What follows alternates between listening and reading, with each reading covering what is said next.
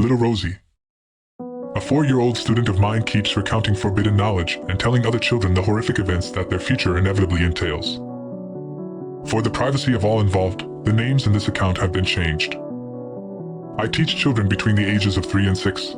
I enjoy my work and take pride in their development. You get odd children every now and again, but I have one child that sticks out most. We all call her Little Rosie. She's what can only be described as a small child. Almost doll-like in stature and features. Red puffy cheeks, baby blue eyes and long blonde hair. To be honest, when her parents first brought her in for the first time, I did think it was a doll and almost laughed in their faces. She is a quiet child, polite and usually thoughtful. But recently the things she comes out with are beyond disturbing.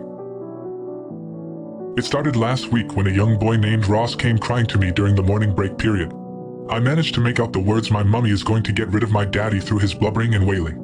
Of course, a lot of children are thrown in between their parents during a divorce, so it wasn't unusual for a child to get upset about it during school hours, but we had never had a case of a child predicting another child's parents separating. When I found out it was our well-mannered little Rosie, I was shocked and almost didn't believe it.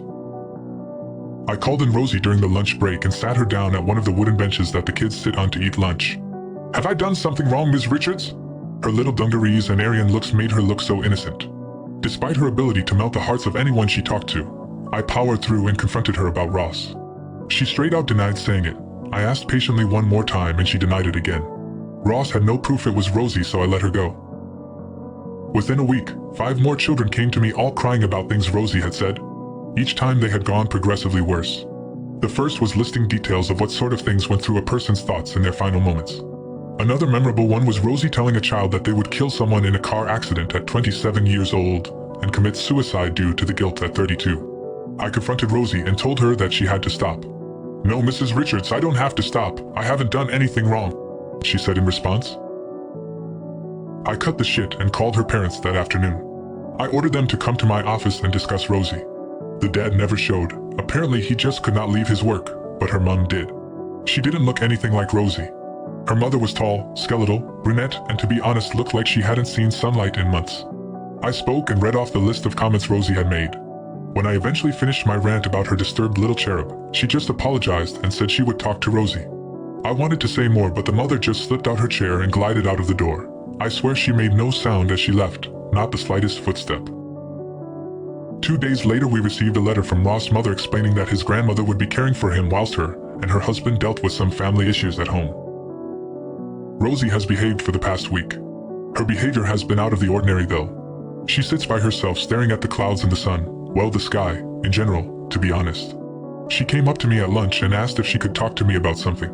We went and sat at the bench I first confronted her on. Before I could ask what was wrong, she started spewing out facts about the First World War, Nazi Germany, ancient Greece, ancient Egypt, and facts that a child of that age could not have known. She even spoke in what seemed Arabic and then Latin. No one could have known what she was telling me. "Rosie," I interrupted her. "Where have you learned all of this? Who has told you this? Was it mommy or daddy?" I was causing a bit of a scene. The 2 other teachers on duty were giving me shifty eyes. Little Rosie's eyes locked with mine. The blue color almost seemed to be waving and swaying like ocean waves. "I saw it all myself, Mrs. Richards." The slightest smile was growing on her delicate face. "I know all that has and all that will." It was disturbing hearing such adult use of language coming out of her. I sat there absolutely starstruck. I could feel my jaw hanging open slightly. My lips were trembling. Rosie slid off the bench and landed on her feet. She brushed down her denim dungarees. "Mrs. Richards, please watch out for the man with the rope tonight. He's waiting in your bedroom." I just sat there staring at her. She stood there smiling, her little face glowing under the sun. "I am not from this world, Mrs. Richards." Rosie spun on her heels, preparing to skip off. "Neither are you." I went home that night. I called the police on my way home. I told them I thought an intruder might be in my home. The officers went in first. When they came out, they sat me down and offered their apologies. My husband had hanged himself in our bedroom around about lunchtime.